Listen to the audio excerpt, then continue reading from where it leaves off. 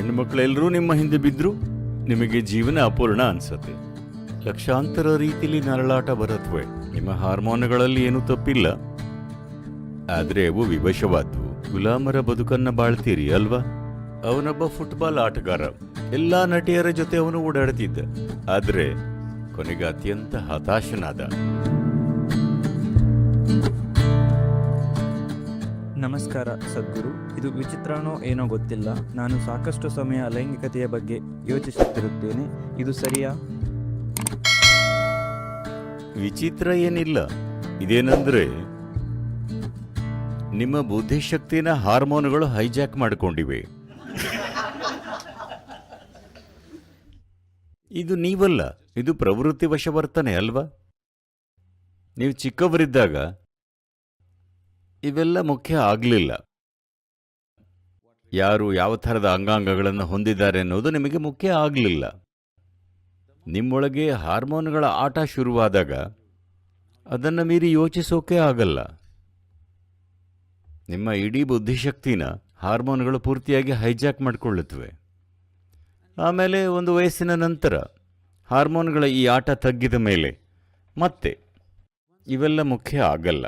ಹಿಂದಿರುಗಿ ನೋಡಿದರೆ ಈ ಥರ ಮಾಡಿದ್ದ ಅಂತ ನಿಮಗೆ ನಂಬೋಕ್ಕಾಗಲ್ಲ. ಅವುಗಳ ಹಿಂದೆ ನೀವು ಹುಚ್ಚರಂತೆ ಹೋಗಿದ್ರಿ ಅನ್ನೋದನ್ನು ನಿಮಗೆ ನಂಬೋಕ್ಕಾಗಲ್ಲ.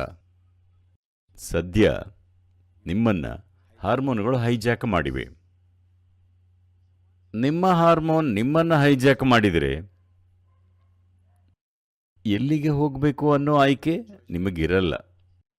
ಅದು ವಿವಶತೆಯಾಗಿರುತ್ತೆ. ದೇಹದ ಬಯಕೆಗಳಿಂದ ಹೈಜಾಕ್ ಆಗಲ್ಪಟ್ರೆ ದೇಹಕ್ಕೆ ಗೊತ್ತಿರೋದು ಇಷ್ಟೇ: ಹೊಟ್ಟೆಪಾಡು, ಸಂತಾನೋತ್ಪತ್ತಿ. ಅದಕ್ಕೆ ಬೇರೆ ಏನೂ ಗೊತ್ತಿಲ್ಲ ಅಲ್ವಾ? ಅದಕ್ಕೆ ಬೇರೆ ಏನಾದರೂ ಗೊತ್ತಾ? ಹಾಗಾಗಿ ದೇಹದ ಮಾತನ್ನು ಕೇಳಿದರೆ ಒಂದಿಷ್ಟು ಸುಖ ಸಿಗಬಹುದು, ಸಿಗಲ್ಲ ಅಂತಲ್ಲ, ಅದರಲ್ಲೇನೂ ತಪ್ಪಿಲ್ಲ. ಅದು ಸೀಮಿತವಾದ್ದು ಅಷ್ಟೇ. ಸೀಮಿತವಾಗಿರೋದು ತಪ್ಪಲ್ಲ, ಆದರೆ ಅದು ಪರಮೋಚ್ಛವಾದ್ದಲ್ಲ ಅಷ್ಟೇ. ಸೀಮಿತವಾಗಿರೋದು ಅಪರಾಧನ? ಅಪರಾಧ ಅಲ್ಲ, ಅದರಲ್ಲೇನೂ ತಪ್ಪಿಲ್ಲ. ಆದರೆ ನಿಮಗೆ ಜೀವನ ಯಾವಾಗಲೂ ಅಪೂರ್ಣ ಅನಿಸುತ್ತೆ. ನಿಮ್ಮ ಹತ್ರ ಏನೇ ಇರಲಿ, ಎಷ್ಟೇ ಇರಲಿ, ಆದರೂ ನಿಮಗೆ ಜೀವನ ಅಪೂರ್ಣ ಅನಿಸುತ್ತೆ. ಈಗ ನೀವು ಯಾವಾಗಲೂ ಹೆಣ್ಣಿನ ಬಗ್ಗೆನೇ ಯೋಚಿಸ್ತಿದ್ದೀರಿ. ನಾಳೆ ನಿಮಗೊಂದು ವರ ಕೊಟ್ಟು ಜಗತ್ತಿನ ಹೆಣ್ಣುಮಕ್ಕಳೆಲ್ಲರೂ ನಿಮ್ಮ ಹಿಂದೆ ಬಂದರೆ ನೀವು ನೋಡಿ ಆಗಲೂ ನಿಮಗೆ ಅಪೂರ್ಣ ಅಂತಲೇ ಅನಿಸುತ್ತೆ ಅಲ್ವಾ? ಆಗಲೂ ಜೀವನ ಅಪೂರ್ಣ ಅನಿಸುತ್ತೆ.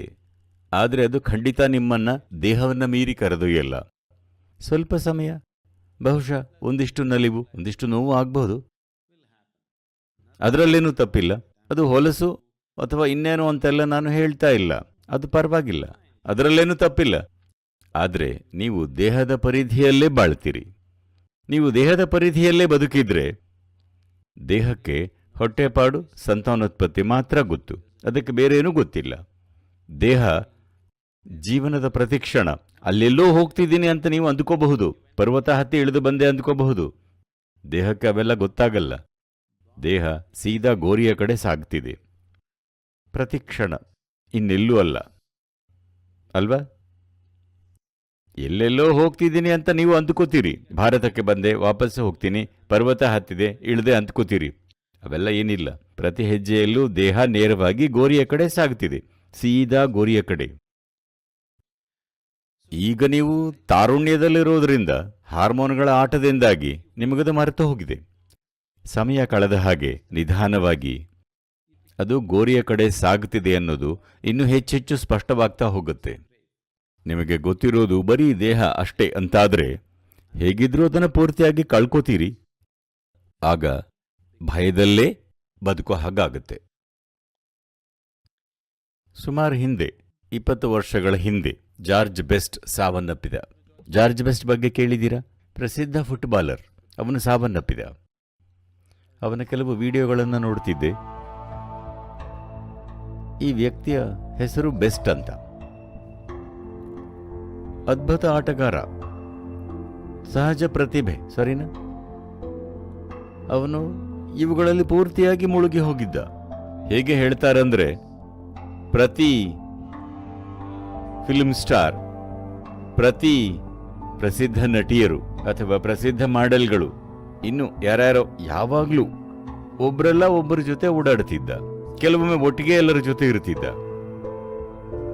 ಆದರೆ ಅವನಿಗೆ 35 ಆಗುವಷ್ಟರಲ್ಲಿ ಎಂಥ ಶೋಚನೀಯ ಸ್ಥಿತಿಯಲ್ಲಿದ್ದ ಅಂದ್ರೆ, ಎಷ್ಟು ಹತಾಶ, ಶೋಚನೀಯ, ನಿರಾಶನಾಗಿದ್ದ ಅಂದ್ರೆ 56-57 ವರ್ಷಕ್ಕೆ ಸತ್ತು ಹೋದ. ಸಾವು ವಿಷಯ ಅಲ್ಲ, ಹೇಗೆ ಬದುಕ್ತೀರಿ ಅನ್ನೋದು ವಿಷಯ ಅಲ್ವಾ?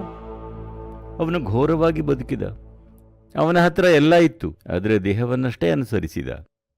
ಸೀಮಿತವಾದದ್ದನ್ನ ಪರಮೋನ್ನತವಾಗಿಸಿಕೊಂಡ್ರೆ ನರಳುತ್ತೀರಿ, ಬೇರೆ ದಾರಿ ಇಲ್ಲ.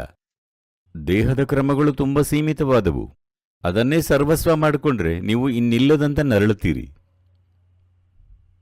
ಹಾಗಾಗಿ ಬರೀ ಅದೊಂದನ್ನೇ ಹಿಡ್ಕೊಳ್ದೆ ಸ್ವಲ್ಪ ಭಾವನೆಗಳು, ಸ್ವಲ್ಪ ಮನಸ್ಸು, ಸ್ವಲ್ಪ ಸಮಾಜ ಅಂದ್ಕೊಂಡು ಹೇಗೋ ನಿಭಾಯಿಸೋಕೆ ನೋಡ್ತೀರಿ.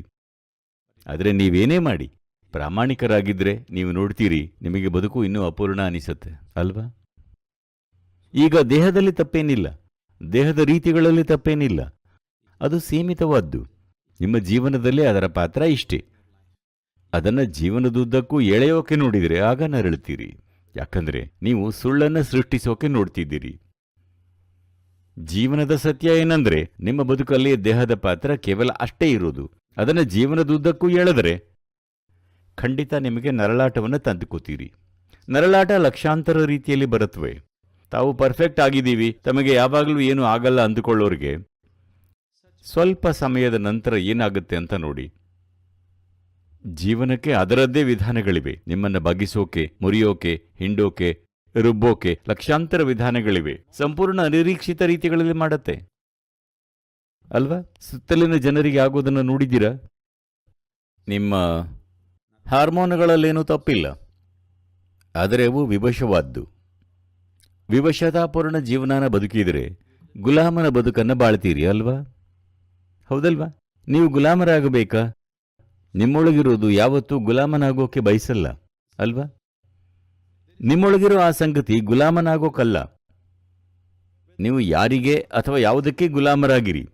ಆದರೆ ಒಮ್ಮೆ ಗುಲಾಮರಾದರೆ ಗೊತ್ತಿಲ್ಲದೇನೆ ನಿಧಾನವಾಗಿ ಜೋಲುಮುಖ ಹಾಕೋಕೆ ಶುರು ಮಾಡ್ತೀರಿ.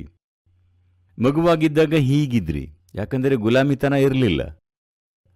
ನಿಧಾನವಾಗಿ ಬೇರೆ ಬೇರೆ ತರಹದ ವಿವಶತೆಗಳು ಹಿಡಿತ ಸಾಧಿಸಿದಾಗ ಯಾಕೆ ಅಂತ ಗೊತ್ತಿಲ್ಲದೆ ಎಲ್ಲ ಚೆನ್ನಾಗೇ ಇರುತ್ತೆ. ಬಿಸ್ನೆಸ್ ಚೆನ್ನಾಗಿರುತ್ತೆ, ಕುಟುಂಬ ಚೆನ್ನಾಗಿರುತ್ತೆ, ಸಂಬಂಧಗಳು ಚೆನ್ನಾಗಿವೆ, ದುಡ್ಡು ಮಾಡ್ತಿದ್ದೀರಿ, ಎಲ್ಲ ಸರಿ ಇದೆ. ಅದರ ನಿಧಾನವಾಗಿ ಜೋಲುಮುಖ ಆಗ್ತಾ ಹೋಗುತ್ತೆ. ಸಂತೋಷಕ್ಕಾಗಿ ಇನ್ನಿಲ್ಲದಂತೆ ಹಾತೊರಿತೀರಿ. ಜನರು ಶ್ರೀಮಂತರಾದಂತೆ, ವಯಸ್ಸಾದಂತೆ ಸಂತೋಷವಾಗಿರೋಕೆ ತೀವ್ರವಾಗಿ ಪ್ರಯತ್ನ ಮಾಡ್ತಾರೆ ಅಲ್ವಾ? ತುಂಬಾನೇ ಹತಾಶೆ ಬರುತ್ತೆ. ಯಾಕಂದ್ರೆ ಜೀವನದ ಸಣ್ಣ ಅಂಶವನ್ನ ಸರ್ವಸ್ವವಾಗಿ ಮಾಡ್ಕೋತೀರಿ. ಅದು ಕೆಲಸ ಮಾಡಲ್ಲ. ಅದು ಅಲ್ಲದೆ ಇವತ್ತು ಸಂಸ್ಕೃತಿನೂ ಹಾಗೆ ಆಗ್ತಿದೆ. ಮುಖ್ಯವಾಗಿ ಪಾಶ್ಚಾತ್ಯ ಸಂಸ್ಕೃತಿ ದೇಹನೇ ಸರ್ವಸ್ವ ಮಾಡಿಕೊಂಡಿದೆ. ಹೇಳಲಾಗದಷ್ಟು ನರಳಾಟ, ಕಾರಣನೇ ಇಲ್ಲದೆ ನರಳುತ್ತಾರೆ. ಎಲ್ಲಾನೂ ಚೆನ್ನಾಗಿದೆ, ಲೌಕಿಕವಾಗಿ ಎಲ್ಲ ಚೆನ್ನಾಗಿದೆ. ಅವರ ಹತ್ರ ಎಲ್ಲಾ ತರಹದ ಸೌಕರ್ಯಗಳಿರುತ್ತವೆ, ಎಲ್ಲಾ ವ್ಯವಸ್ಥೆಗಳಿರುತ್ತವೆ. ಹೆಲ್ತ್ ಕೇರ್, ಇನ್ಶೂರೆನ್ಸ್, ಕಾರು ಎಲ್ರಿಗೂ ಇರತ್ತೆ. ಆದ್ರೆ ಜನರು ಅಗಾಧವಾಗಿ ನರಳುತ್ತಿರ್ತಾರೆ. ಪ್ರತಿ 3 ಜನರಲ್ಲಿ ಒಬ್ಬರು ತಮ್ಮ ಮಾನಸಿಕ ಸಂತುಲನೆ ಕಾಪಾಡಿಕೊಳ್ಳೋಕೆ ಯಾವುದೋ ತರಹದ ಚಿಕಿತ್ಸೆಯಲ್ಲಿರ್ತಾರೆ. ಅದು ಸಂತೋಷ ಅಲ್ಲ ಅಲ್ವಾ? ಸರಿ ಇರೋಕೆ ಪ್ರತಿದಿನ ಮಾತ್ರೆ ತಗೋಬೇಕಂದ್ರೆ ಅದು ಸಂತೋಷ ಅಲ್ಲ ಅಲ್ವಾ? ನೀವು ಪ್ರತಿದಿನ ಹತಾಶೆಯ ತುತ್ತ ತುದಿಗೆ ಸಾಕ್ತಿದ್ದೀರಿ. ಯಾಕಂದ್ರೆ ಜೀವನದ ಸಣ್ಣ ಅಂಶನೇ ಸರ್ವಸ್ವವಾಗಿ ಮಾಡಿಕೊಂಡ್ರಿ ಅಷ್ಟೇ. ಜೀವನ ಅದಕ್ಕೆ ಬೆಲೆ ತೆರ್ತಾ ಇದೆ, ಮತ್ತೇನಲ್ಲ. ಆ ರೀತಿ ಸಾಗಬೇಡಿ. ಜೀವನದಲ್ಲಿ ಎಲ್ಲಕ್ಕೂ ಅದರದ್ದೇ ಆದ ಪಾತ್ರ ಇರುತ್ತೆ ಅಷ್ಟೇ. ಅದನ್ನೇ ಸರ್ವಸ್ವ ಮಾಡಿಕೊಂಡ್ರೆ ಅದು ಕೆಲಸ ಮಾಡಲ್ಲ. ಲೇಟೆಸ್ಟ್ ಹಾಗೂ ಇಂಟ್ರೆಸ್ಟಿಂಗ್ ಸುದ್ದಿಗಳಿಗಾಗಿ ಬಾಸ್ ಟಿವಿ ಕನ್ನಡ ಚಾನೆಲ್ನ ಸಬ್ಸ್ಕ್ರೈಬ್ ಮಾಡಿ. ಹಾಗೆಯೇ ಬೆಲ್ ಐಕಾನ್ ಪ್ರೆಸ್ ಮಾಡಿ.